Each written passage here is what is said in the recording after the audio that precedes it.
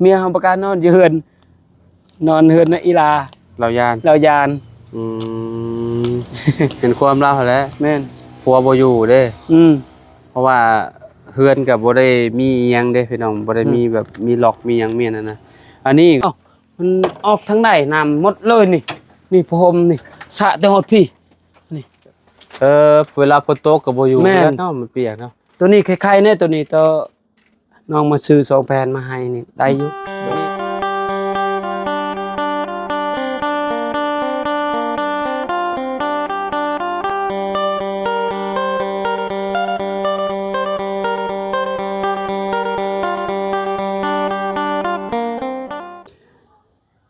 อ้าวพี่น้อยเนาะเปิดภาพมาอยู่เฮือนเบามีเด้อพี่น้องเด้อเนาะป๊าดโธ่เมื่อวานนี่คิดว่าหลังคาเราปลิวไปแหละซะดอกเนาะยังอยู่ซะเนาะบ่ฮู้ว่าผ่านพ้นบ่หรือว่าจังใดเนาะจะโตเพิ่นไปทางใดเด้พี่น้องเอ้ยเนาะอ่าบ่มีเอ้ยอยู่ไสดอฮัลโหลโอ้เงียบเงาโอ้ผู้ใด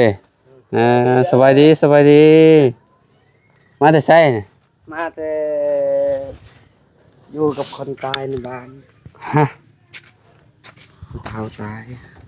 ขออนุญาตหน่อย เดี๋ยวก็มากี่นี่หมดคืนวันนี้นอนครับ คนเฒ่าเสีย แม่น บ้านใด นี่บ้านเฮานี่บ้านนั้น มีเทิงนี่ แม่น เออ เฮาก็มากี่นี่บ่ได้กินข้าวน้ำข้าว เพิ่นเอาลงมาได้ ลงแล้วเด้อเอาไปทม ไปพังเรียบร้อย แม่นไปส่งกี่นี่ อืม แต่ว่าอันนี้มื้อนี้แหละเฮามามาเมื่อกี้นี้แหละแต่เฮือนเขานะ จะไปแต่เมื่อวานนี่บ่ แม่นไปอยู่มาลินน้ำเขานะ เออ เฮาบ่คือบ้านเดียวกันนะครับปะแต่ว่าอันนี้รังไป2 โมงมา1 โมงเฮามาก็อาบน้ำก็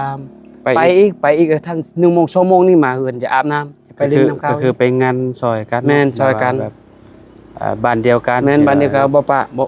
บ่ว่าบ้านใดแล้วบ้านจำข่อยคือ แม่ กัน น ก็ไปสิไปงานแบบนี้แหละ สิไปนอน ไป ไปมื้อนอนอยู่เฮือนนั่นยาแล้วนอนอยู่พุ่นเลยเมียเฮาประกาศนอนอยู่เฮือนนอนเฮือนนะอีลา เรายาน เรายาน อืม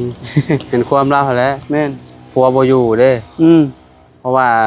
เฮือนกับบ่ได้มีอิหยังเด้พี่น้องบ่ได้มีแบบมีล็อกมีหยังเมียนั่นนะอันนี้ก็เจ้าชานให้เจ้าแล้วบ่แล้ว เขาถามเลยเขาว่าบ่ได้ชานแล้วแล้วว่าเขาเวียกแล้ว อ้าว ตัวนั้นเมื่อวานนี่หมดเลยเปียกหมด เจ้าเฮ็ดแนวใดซะ มอนปูตัวน้องซื้อหมดเลยเปียกอะ ฮะ มันสะหมดตัวไม่กระจาดตัวเขาบ้านนนแรงสารเท่านั้น เข้าบ่ แม่มันเข้าเปียกหมด เอ้าคือเปียกบ่ เขาบอกเมียเขามันออกทางไหนน้ำหมดเลยนี่พรมนี่สระแต่หดพี่ เวลาฝนตกก็บ่อยู่ แม่น แล้วเนาะมันเปียกเนาะ ตัวนี้คล้ายๆเนี่ยตัวนี้ตัวน้องมาซื้อ2 แผ่นมาให้นี่ได้อยู่ตัวนี้ตรงมันเฮาจะเอาออกและมื้อหน้านี่สิได้สารเบิ่งสิได้มื้อใดจะได้ไปตัดให้เขาซอย ตัวนี้บ่ได้เฮาออกเลยตึกซีนี่ก็ยังเฮาออกตัวแผ่นตัวนี้ พอจะดีมันเหยียบจังเหยียบบันไดมันชอดหมด หัวบ่ แม่นนี่ถึกบน ใช่ ชนใหม่น่ะมันคือจิกเฮาอยู่เบิ่งลองเบิ่งเมื่อวานนี่ ขาด แม่น ฝนตกเมื่อวานนี่เปียกเบ่เลยบ่ แม่นตัวนี้หมดเลยเปียกนี่ ตัวนี้มันบ่เปียกตัวนี้ แล้ว ตัวลมมาถูกหมดเลยนี่ แต่แรกมันมาทางนั้นทางนี้มันบ่ได้มาเด้ บ่มาตะมองตามอยู่เบิ่งโอ้มันทางโพดตัวนี้ มันห่างเนาะ แม่นฮอดพี่เลยเปียกหมดตัวนี้นี่ เสื้อ แต่ใครเลยถึกนางมีทงยาง บ่อันนั้นตากใครมันเปียกตากเมียน แม่นอาจจะเป็นให้เมียเฮานะ หักลำบากเนาะ อืม เวลาฝนตกผ่าลงแล้วยันมันสาดเข้ามาเนาะ เฮาอยู่ลองเบิ่งเมื่อวานนี่ฝนตกตอนว่าลมแรงเอาแล้วนอนบ่ได้แล้วนี่เฮาสิบอกเมียให้เฮ็ดแนวใดเนี่ยสิตัดก็ว่ามื้ออื่นนั่นอยู่บ่ได้แล้วยามฝนแต่ตัวนี้มันคีดใครให้แน่นี่สิใครนี่ตัวนี้เราซานมันต่างกับตัวนี้นะ อืม เปียกมันนี่สิแห้งเด้อสำเพิ่งนี้เลยเปียกเฮาก็อัดเบิ่งนี่เด้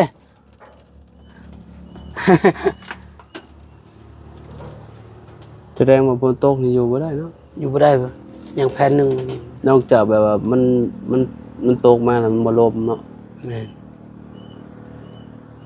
อันนี้เจ้ามุงเองนี่ แม่นพออันตากับเฮามึง อืม เฮาสองคนมึง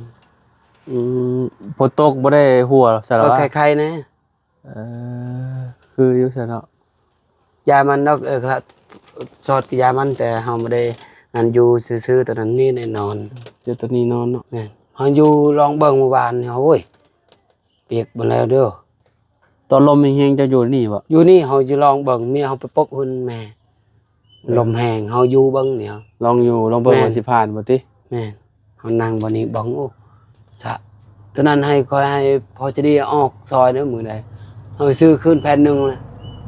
เอากบใช่เลยก็ได้บ่ต้องลื้อออก ครบด้วยเนาะ แม่นเอากบใช่เลย เอาอัน เอาซ่อนใช่บ่ต้องลื้อ แม่น เอาตัวใหม่กบใช่เลยแบบว่า อืม มันสิได้ซอยกันเด้ พอจะได้ตอกจับมันจะตอกแบบใดมัน แต่ว่าแถวนี้บ่ได้ย่อยแต่ว่าผลนี่ มันย่อย แถวนี้บ่ได้ย่อยบ่ ย่อยจักมันจะตอบได้พอจะดีนะพรตาสิทึกอยู่เราเฮ็ดนะเราเฮ็ดในช่วงนี้มันออกหมดนี่แล้วมันพ่นมันสะมันย่อยหมด ล นี่ งมาแล้วว่าแท้นี่ แม่นนี่มันเปียกหมดนี่มันแบบว่าเฮ็ดคือพ่นน่ะ เออ แบบว่าน้ำหมอกเฮ็ดพุ่งใส่นี่ อ๋อ นั่นเราตอกเราจะตอกเดี๋ยวไหน มันแบบนี้นะ นี่กับตัวนี้เห็นมันเป็นแบบฮ้อนหมดนี่มันเป็นน้ำหมดนี่ น้ำไหลมาเลย แม่นนี่เรามาแจกจะเลยตอกแบบใดนี่โอ้นี่ มัน นั่นน่ะจมเมื่อวานนี่โอ้จะเป็นเอาซื้อไม้แหละบอกเมียเฮานั่นแหละโอ้อยู่บ่ได้แหละจักพอจะดีจะตอกแบบใด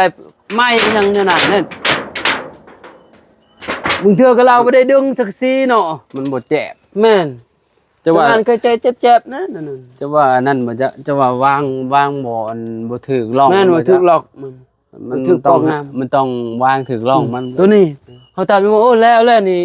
หันเด้อเขานอนบ่ได้แล้วเขาลองเบิ่งว่านอนอะไรเพราะมันประสะหมดอันนี้ก็เอาว่าดอกตัวนี้แหละเฮาเสียดายซื้อแล้วเขาซื้อให้แล้วก็ยังเฮาเฮ็ดบ่เป็นนี่เขามาเลยซื้ออีกนี่โอ้พอแห้งเลยจะมางนะนี่มันออกบ่นำน่ะ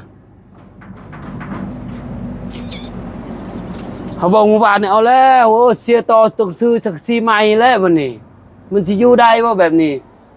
แล้วตอกบ่เป็นยันเราถูกบ่ใส่ล็อก หาคนเป็นติมา แม่น ตอกซอย เจ้าหาคนเป็นคนเฮ็ดเป็นน่ะ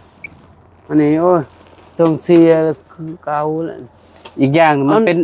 เป็นน้ำไหม้เจ้าพร้อมไหม้น่ะไหม้มันเป็นไหม้กลมเด้ มันบ่ซื่อ เพิ่นด้วยก็ตัวกบตัวนั้นก็คล้ายๆในแผ่น1 2แผ่นอันนี้ยังได้ดอกเงินน้องมาให้อายมาให้นะแต่น่าเสียดายจะเอาออกตัวใหม่หยังเนาะ นี่สิได้อยู่บ่วะนี่ ได้ สิพออยู่บ่ จักแผ่นรวมเบิดนี่ 12แผ่นอยู่ใน12ราคาเท่าไหร่บาทนี่ 40แผ่นหนึ่ง2 เม็ด10นี่40คือ2 เม็ด4นี่50ราคาเบิ่ง 12เนาะ แม่น 12คูณ4บ่ แม่น 400,000ปลายเนาะ แม่น 400,000เท่าไหร่480,000 10,000บ่ ตัวแผ่นนี่2 เม็ด10 แม่น 2 เม็ด 480,000ก็ได้อยู่ อ๋อ แต่แผ่นหนึงตัวยาว2 เม็ด4 อันนี้จะไปซื้อมาเท่าไหร่จ้ะ อันนี้ เม็ด ตัวนี้ยาวกว่าตัวนี้2 เม็ด4ตัวนี้ ราคาเท่าไหร่ นี่50ตัวนี้2 เม็ด4จัก ตัว แผ่น นี้2 เม็ด10นี่40ตัวนั้น5 มัน แผ่ ก็ น แล้วมันก็อยู่นำความยาวเนาะ แม่น แบบยาวหลายก็เสียหลายนึงได้อยู่เนาะ แม่น สิซื้อมาเปลี่ยนไม้บ่ จะเฮา หา จะ คนมีฝีมือที่ แม่นสิ มา ทำ ตอกซอย ทำเมียก่อน คือเฮาบ่ให้เฮาต่อนี่ก็แห้งแล้วเฮาบ่ เฮายันแห้งหัวคักพี่น้องเพราะว่าเฮาก็บ่เคยต่อคั่นน่ะหาคนแบบว่าก็เจ้าหูอันมุงหลังคุงหลังคาเป็นน่ะแต่น่ะเจ้าอยู่บ่ได้ แม่น สิได้หมุนอยู่เฮือนหลังเก่าพู้นแหล้วหลังเก่าบ่ได้หัวแฮงปานนั้นติ ก็คือการกับตัวนี้เลยตามอยู่เบัง อืม แต่มันคือการแต่ตามจะบังแต่อยู่ไม้นี่อยู่ไม้นี่คือซ้ำเก่าอ้าว อยู่ตัวใหม่ก็ซ้ำเก่า แม่น โอ้ยนั่นว่าขึ้นไปขึ้นมาโอ้ยนี่ผลแล้วเอาวานนี้ไม่ได้อยู่เลยวานนี้ผลตอนผล3 โมง 4 โมงไปอยู่ขึ้นแม่เฮาไปอยู่นำเขา หรือว่าเจ้าลื้อมาเอามามุงหลังใหม่ไอ้หลังเก่าจะบ่ จากเฮายังจากสิถามเมียก่อน เนาะ แม่ มุงเขาว่ามุงหลังเก่าเจ้าโอเคกว่าบ่จ๊ะดีกว่าลื้อตัวนี้บ่ต้องลื้อปาเลย เสียดายสักสีใหม่ แม่นเสียดายเอาไปมุงเอาซื้อมามุงตัวนี้เขาว่ามันก็สิโอเคกว่าบ่จักแต่ย่านบ่ย่านอันนี้บ่ ญาติตัวนี้ ต้นไม้นี่ก็ฮอนลงอีก สิตัดเจ้ามือนั้นนะยันยังเข้าอยู่นะ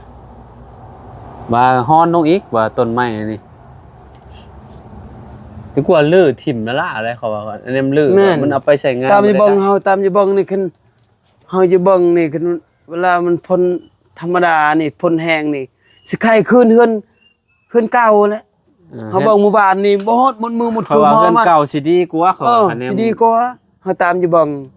เปลี่ยนแต่นี่มันได้เปลี่ยนแต่หลังคามันแล้วก็บัดฝนบ่ตกก็มานอนอยู่นี้ เฮาคิดว่าพ่นธรรมดาคือ คล้ายๆในเวลานี่พ่น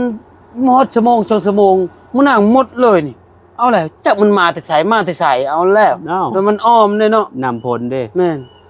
เอาแล้วเอาคิดในใจโอ้ยให้แตกบุดมือหมดคืนนี่ใครแต่เฮือนเก่าแล้วมื้อนี้ว่าถามเมียก่อนเอาสิมุ่งขึ้นทางกันเนาะโอ้ยมันอ้อมโพดเห็นบ่มันก็สะไปมันก็ทึกทงทึกเฮานอนแม่นว่าสำนี้ต้องจำเรื่องเฮือนน้อยๆ แม่นมันอีกอย่างหนึ่งมุงบอดี้นะอันนี้มุงดีมันก็สิบ่ย่อยปานใดได้อยู่นี่เนาะน้ำมันสาดเข้ามาอยู่ลงไปได้เนาะนำไหลเลยนี่ ตกเลยโอ้เขาว่าพลึกอลีนี่โอ้แล้ว ได้แล้วนี่ โอ้ กลางคืนมาถ้าฝนตกแห้งๆบ่มีเฮือนหลังนี้ก็สิได้ปบไปอยู่อันน่ะเฮือนพ่อเฮือนแม่แล้วคันบ่มี ครูปีเฮาไปปบเทือนแม่ครูปีเลยเฮาคิดว่ามันจะวางตัวนี้คือว่าสิอยู่นี่อยู่นี่ก็นี่ก็เป็นไม้ก็ซ้ำเก่าอยู่แล้วก็มั้ง แม่นนแนวมันแหละปรึกษากันเบิก แม่น่ะสิปรึกษาเมีย ปรึกษากับเมียถามเมีย บ่ได้แล้วนี่นึงจะมาเลยยามเวียกนะยามพ่นยามเดือน6เดือน7โอ้ย คิดว่าเตรียมความพร้อม เอาขึ้นนี่น่ะ อยู่ติ ดีแล้วเฮาเบิ่งเมื่อวานนี้เอาแล้วมันหยังตัวนี้มันเปียกหมดเลยตัวนี้เปียกหมดนี่ยังทุกอย่างตัวนั้นแหละหยังเฮาเกาะใส่ตะปูได้อยู่ตัวนี้หมดเลยนี่แต่มันซึมซื่อมันบ่ได้เปียกหลายตัวมันซึมซื่อก็เฮานอนก็บ่ได้แล้ว บ่ฝนตกมันลมพัดพร้อมแหละฉะนั้นมันลมบ่พัด บางเทื่อน่ะเฮาซื้อไปบ้านเอาแหละกระเทินยังเวียกคาลายอยู่เฮาซื้อไป อีก บ้าน อย่างหนึงก็ อันนี้มันจ่อเด้นี่มันสั่นเด้มองอันนี้มองลบมันนี่มันสั่น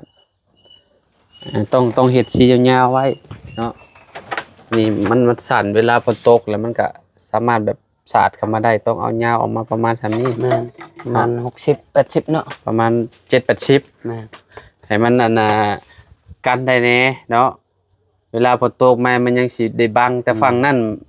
ก็บ่ได้กว้างบ่ได้ฝั่งนั้นก็ได้สั้นๆฮะ สำคัญเลย มันน้ำหอมนึงมันรถเปียกคักปานยังตี้เจ้าเฮาจะ สิได้ขึ้นนอนอยู่บ่เด้เฮือนหลังใหม่ เดือนแน่แล้วยังแล้วซ้ำนี้มึงจะมายื้อให้ขุดคุมปัวนี่ตัดหญ้านึงมื้อนี้ก็ตายคนบ้านสะแลอึกเพิ่นไอ้น้องเฮาอีกเอ้าจะไปต่อคาเวียก เอาแม่นบ่พี่น้องกับเจ้านั่น แม่น ผู้เสียชีวิตเท่าใดพี่น้อง พี่น้องบ่นั่นก็ พี่ ได้ น้องเบิ่งพอ โดยใกล้ๆเฮือนอาเจืองน่ะ แม่นแหละพี่น้อง โดยพี่น้องเอ้ยเนาะ ตัวนี้ก็คนในบ้านแต่เฮาอยู่บ้านบ่ได้ปะกันดอก อ๋อ ตอนนั้นแต่เนาะ โอเค ตัด โอ ห เค ญ้า ฮู้เรื่อง ตัด ฮู้ หญ้า เรื่อง ก็ยังขุดคุณป่วยก็ยัง อืม นี่มีแต่เดียวเลยเฮ็ดกันเขาได้เอาลูกก็ยังคล้ายๆนั่นเมียมาซ้อนเนี่ยนี่ให้หน่อยหนึงยังบ่ทันหือต่อเวียกโอ้ขมัง เรียกหลายเนาะ แม่นแต่เฮาผู้เดียวเฮาอยู่ผู้เดียวแล้ว เมียเจ้าผัดบ่นั่นบัดนี้เมีย เฮ็ด เจ้า บ่ได้ เฮ็ดเบียกบ่ได้แล้ว มัน เพราะ ลูก ว่า น้อย ขาดลูกน้อยเด้ ถึงมีเขาเอาลูกโอ้คล้ายๆเฮาบ่ยานดอกเฮาไปเวียกผู้นั้นผู้นี้เขายังมีเฮามาซอยตอนี่บ่เว้นเฮาแล้วหือให้นะ ต้องเอาแฮงเอาหยังเนาะเพราะว่าลูกยังน้อยก็จำเป็นและก็ต้องสู้และสู้เพื่อลูกเพิ่นยังหั่นแหละเนาะคันว่าลูกใหญ่น่ะมันก็สิแบบเพิ่นก็สิซอยเวียกซอยงานได้แน่เนาะอันนี้ลูกหากะปีปลาย2 3 2ปีพี่น้องเนาะกันคันว่าเสียไปให้เป็นหยังนำกับเมียก็บ่ได้เฮ็ดดอกเวียกก็ได้ก็มีแต่เอาลูกเขาแหละ แม่นลูกบ่ได้อยู่แล้วมันจะไปทั่วทิพย์ยิน ให้ฟ้าเฮือนเซาลานี่คือแบบมันนั่นแล้วเรียบร้อยแล้วจูด จุดรูปแล้วจุดยังจะฮือขุดคุมกลัวคิดว่า า คนมาเลเซีย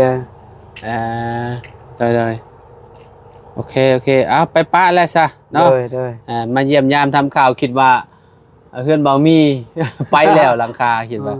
ยังอยู่พี่น้องแต่ว่าพ้นมันก็คือที่ฮู้แล้วมันสาดมันยังเนาะ นะ มันเปียกพี่น้องเอ้ยเนาะยอมเนาะมันบ่ผ่านพ้นพี่น้องเรา ว่าสิฮื้อก็เลยว่าเอ้าพากันลองปรึกษากันกับเมียน้องเบิ่งว่าอันซื้อดังกะสีมาเปลี่ยนอันดังเก่าสิบ่ดีกว่าบ่นะพอ FC เพิ่นก็คอมเมนต์มาอยู่ว่าซื้อสังกะสีใส่ตัวเก่าเปลี่ยนตัวเก่าอันก็ได้นะว่ะเห็น FC คอมเมนต์มันอยู่ได้ในช่องนะตอนคนมามอบเงินให้เจ้านะเพิ่นว่าซื้อสังกะสีเปลี่ยนเทือนหลังเก่าพร้อมว่าซั่นเนาะปรึกษากันจะว่าสิใครกว่า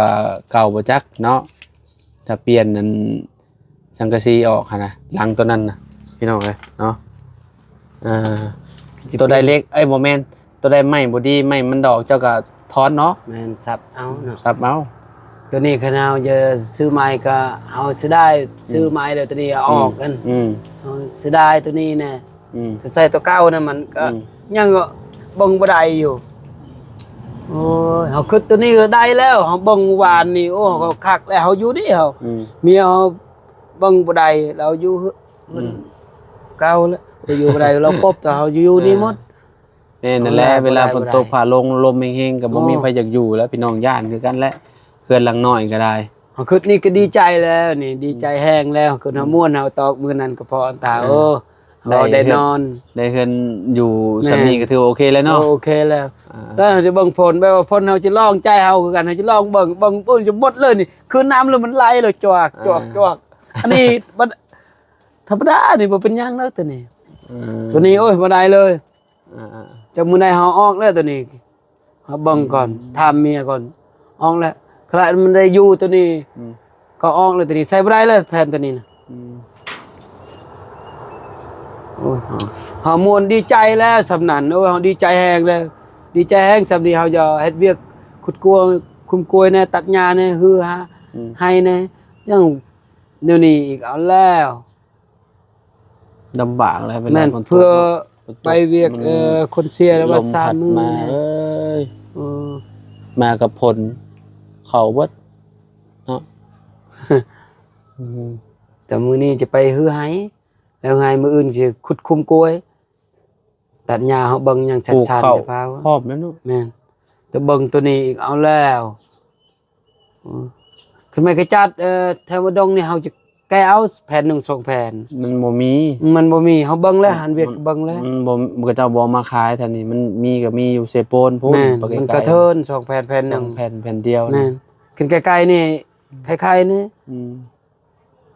อันแรกค่ะมีโอกาสข่อยไปอันนั่นข่อยสิเบิ่งให้ เด้อ คะแนนข่อยไปเซโปนหั่นน่ะ เด้อขึ้น2แผ่นสิได้ครบกับทั้งนี้เลย